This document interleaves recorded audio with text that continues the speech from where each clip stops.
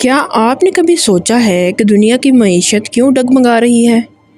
جنگیں کیوں پھیل رہی ہیں اور ہمارا مستقبل کس طرف جا رہا ہے؟ یہ کوئی اتفاق نہیں ہے، یہ ایک منصوبہ ہے، اور یہ منصوبہ 2026 تک اپنے عروج پر پہنچے گا۔ آج میں آپ کو ایسے راز بتاؤں گی جو حکمران آپ کو نہیں بتانا چاہتے۔ یہ ہے 2026، جنگوں اور معاشی زوال کا سال، وہ حقیقت جو کوئی نہیں دیکھنا چاہتا۔ اگر آپ بھی حقیقی دنیا کے راز اور مستقبل کے منصوبے جاننا چاہتے ہیں تو ریئل کیا آپ جانتے ہیں کو ابھی سبسکرائب کریں، تاکہ آپ بھی وہ جان سکیں جو آپ نہیں جانتے۔ تاریخ میں کوئی بھی بڑی تبدیلی اچانک نہیں آتی، سلطنتیں حادثے سے نہیں گرتی اور عالمی نظام نہیں ٹوٹتے، بلکہ انہیں جان بوجھ کر ختم کیا جاتا ہے۔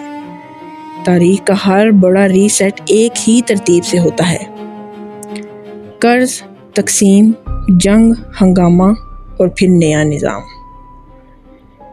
اس وقت جو کچھ ہو رہا ہے وہ صرف ایک واقعہ نہیں ہے، بلکہ کئی خطرات کا ایک ساتھ جمع ہونا ہے۔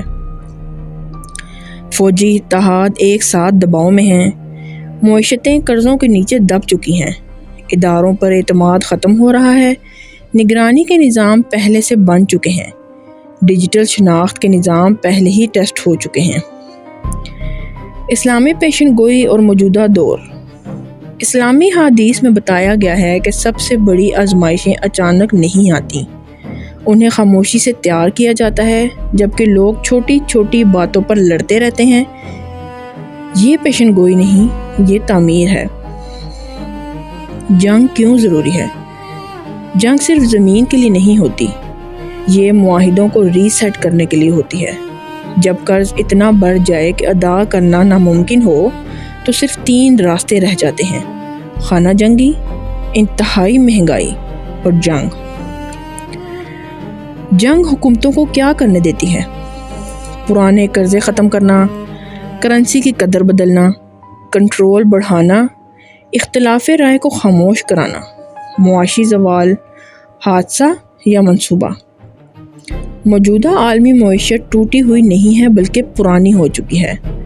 کاغذی کرنسی قرضوں پر چل رہی ہے، قرض پیداوار سے زیادہ ہو چکا ہے، سود ادا کرنا ناممکن ہو گیا ہے، اعتماد ختم ہو رہا ہے۔ جب اعتماد ختم ہو جاتا ہے تو پیسہ بیکار ہو جاتا ہے۔ یہی وجہ ہے کہ اب ڈیجیٹل کرنسی اور ڈیجیٹل شناخت پر زور دیا جا رہا ہے۔ ایک عالمی حکومت کا خواب۔ ہر بحران ایک ہی مطالبہ پیدا کرتا ہے: کس کو کنٹرول کرنا چاہیے؟ جنگیں باہمی تعاون کا جواز بنتی ہیں، معاشی زوال مرکزیت کا جواز بنتا ہے، خوف اطاعت کا جواز بنتا ہے۔ لوگ کیوں مان جاتے ہیں؟ لوگ کمزوری کی وجہ سے نہیں مانتے، وہ تھکن کی وجہ سے مانتے ہیں۔ بے چینی سے تھکے ہوئے لوگ، مہنگائی سے تھکے ہوئے لوگ، جنگ کے خوف سے تھکے ہوئے لوگ، غیر یقینی صورتحال سے تھکے ہوئے لوگ۔ قرآن مجید فرماتا ہے: زمین و سمندر میں فساد پھیل گیا ہے لوگوں کے اپنے ہاتھوں کی کمائی کی وجہ سے۔ سورہ روم آیت نمبر 41۔ نظام میں ناانصافی نظام کی تباہی پیدا کرتی ہے۔ نبی کریم صلی اللہ علیہ وسلم نے خبردار کیا تھا کہ سب سے بڑی آزمائش وہ ہوگی جب سچ اور جھوٹ مکمل طور پر گڈ مڈ ہو جائیں گے۔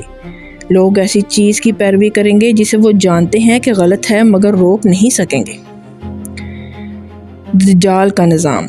قرآن نے دجال کا نام نہیں لیا کیونکہ خطرہ شخص نہیں ہے، بلکہ وہ نظام ہے جو اس کا استقبال کرے گا۔ ایسا نظام جہاں رزق پر کنٹرول ہوگا، نقل و حرکت پر نظر ہوگی، بات چیت پر نگرانی ہوگی، اطاعت پر انعام ملے گا۔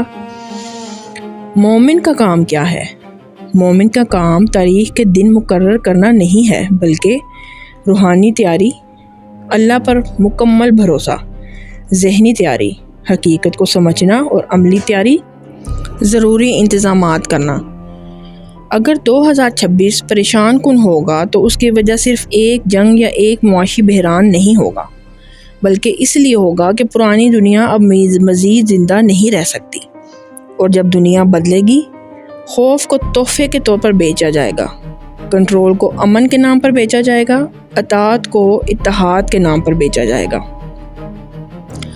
حقیقی جنگ زمین پر نہیں ہوگی، حقیقی جنگ اس بات پر ہوگی کہ جب خوف آئے گا تو آپ کس کی اطاعت کریں گے۔ اللہ پر توکل کرو، کیونکہ سب سے بڑی تباہی معاشی نہیں روحانی ہوگی۔ ابھی سبسکرائب کریں ریئل کیا آپ جانتے ہیں کو، تاکہ آپ بھی وہ جان سکیں جو آپ نہیں جانتے۔ اللہ حافظ۔